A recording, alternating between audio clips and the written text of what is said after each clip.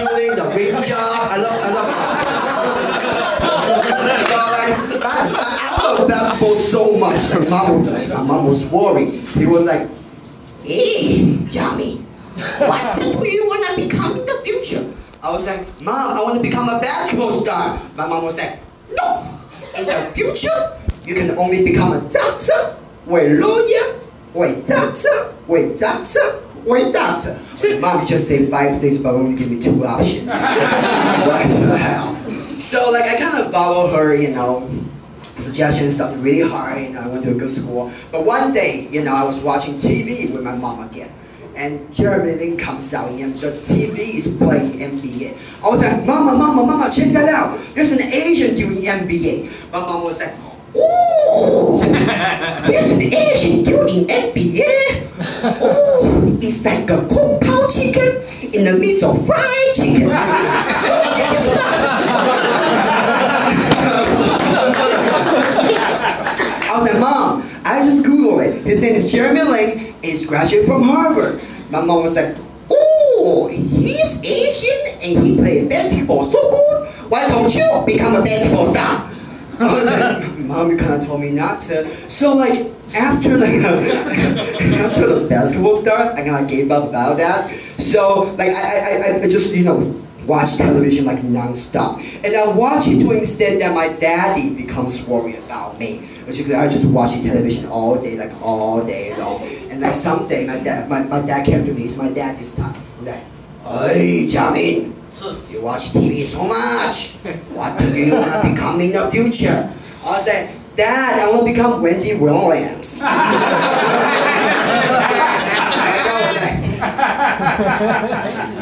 Oh, you don't like being Asian?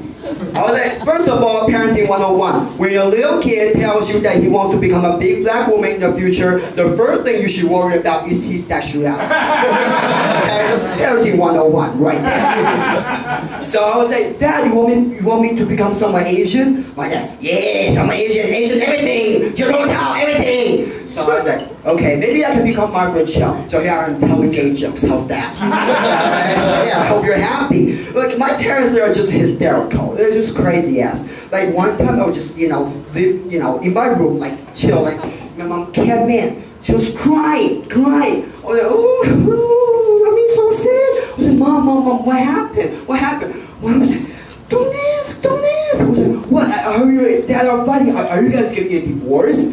My mom was like, yes, things are bad. I was like, Mom, what happened? What happened to me? Like, who gets my custody? My mom was like, me.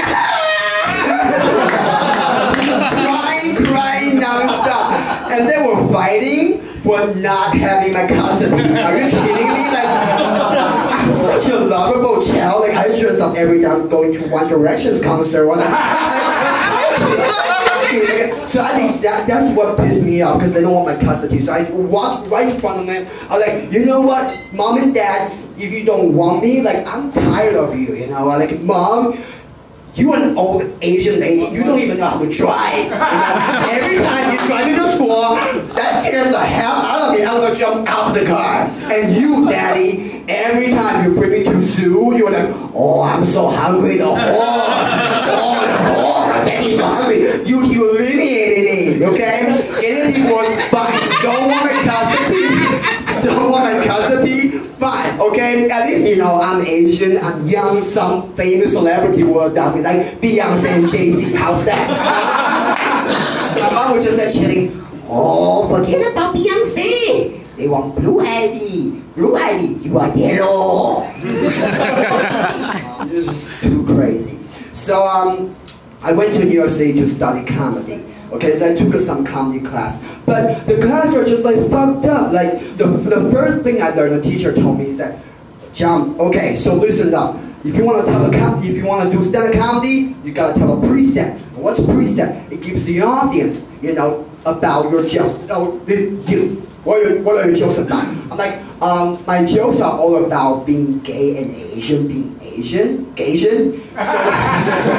So, okay, now you're gonna come up with a joke to tell people that you're Asian. How are you gonna tell people that you're Asian? I'm like, how the hell am I going to tell people I'm Asian?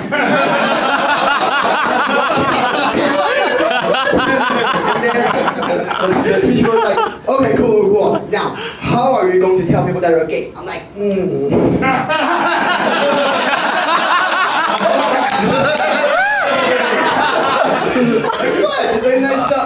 And I was really upset with the class. I feel like my money was a completely waste. And then the teacher told me one thing that really pissed me off. It was like, okay, I think you're fine, but you really gotta work on your delivery.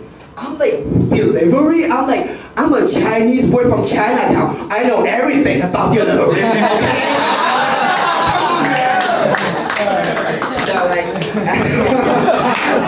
So after the comedy class, I kind of just upset and I went to a gay club to perform. I said, hey, can you put me on stage? I just want to do some jokes. I said, hello everyone, I'm a stand-up comedian, but I always kneel down.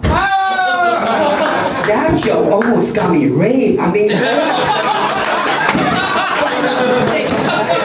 really upset.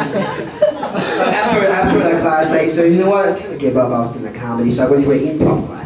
And that improv class, you know, like, we are assigned with classmates. We have to improvise. And then I got assigned with this Italian classmate. How do I know he's Italian? Well, first of all, not only did he look like Papa John's, he smells like Papa John's. That's how I know he's Italian. So I was like, you know what? He's Italian. Maybe I want to, become Italian from the get-go. Let's improvise, like, pretend I'm Italian. So this is how I introduce myself. Hey, my brother, we come to this improv class. We fly so far to New York City to do this improv class from Italy. So, like Italy, everyone loves New York pizza, but let me tell you something, Italy, we got a real beautiful pizza. Now, where are you from, Italy? He's like, Milan. Milan, they got the best pizza, best people, best everything. Now, you guess what I'm from? He's like, Vietnam. Oh my gosh, this is bad. And the thing is, like, after I kind of just, like, starting to meet people, trying to get on this stage. Let me tell you a story about how I get on this stage. So a guy was like texting me, and he said, hey, you want to hang out? Hang out. I mean, who hangs out? I mean, I don't understand who hangs out. It's interesting to see the definition of hanging out changes over the year. I mean, when I was 5, my brain was, hey, Jamin, you want to hang out? I know it's going to be video game. But now if some guy asks me to hang out with him, I better put my own group of conduct. So I went to his place, of course. We hang out once, twice, and I couldn't hang out anymore. Right? And then he asked me, so what do you do? I said, I'm a stand-up comedian. So, stand-up comedian. I know this producer in Broadway Comedy Club. You should really meet him. I was like, cool, man, yeah, tell me the address and everything, I'll go. He said, no, you have to do one thing. He said, what? You're a stand-up comedian, but you gotta kneel down now. I was like, okay. So at the age of 19, I kind of know that my career depends on how deep I can suck a cock. Oh my gosh, thank you so much for that.